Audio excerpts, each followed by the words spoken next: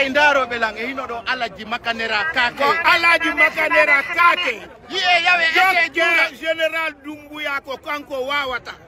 mi inni on bare wakkandu nangata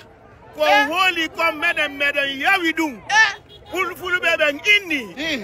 kala so mawba ko sanke sari makanera kake surkundi 124 sintiro la fate lawol Allah de barke fullo futa makanira kaki fasa paykun sari ankara ɓeji ɗo ko hombo e maɓɓe ɓuri wonde dugula ko hombo e maɓɓe ɓuri wonde tutto ñaamita windugo commentaire ji par ce que ɓeɗe ɗiɗo ko yu e yanare a huccinta a fewtinta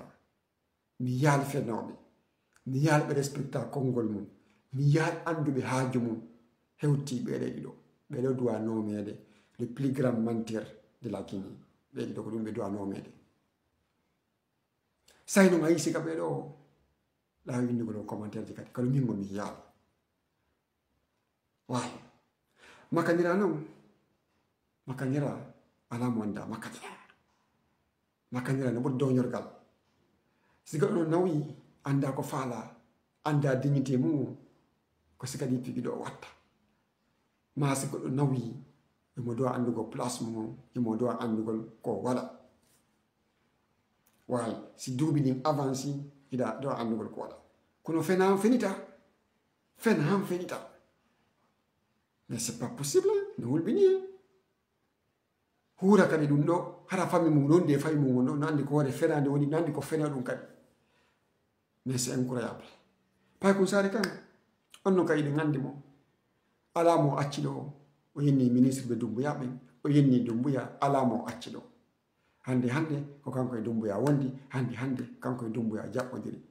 ko Allah walla mo tun sakkitora e jam moƴƴere o arta e jam moƴƴere Sénégal wayi kono min noon mi yalsiga ɓeɗe ɗiɗo le plus grand menteur de la Guinée mi yalsiga ɓeɗo ɗiɗo ko doñorde ɗin doñorde laggine ɗen ni wayi ko ma kamɓe kala heɓa gebbu maɓɓe kon ɓe ñamode gebbu maɓɓe ɗum kon kono lanne joni an noon sa yi siga ɓeɗo windu kadi ko commentaire ji partage vidéo fanana juttugo ala so voiture almotel surkoy gaboni ko pa surkoy 224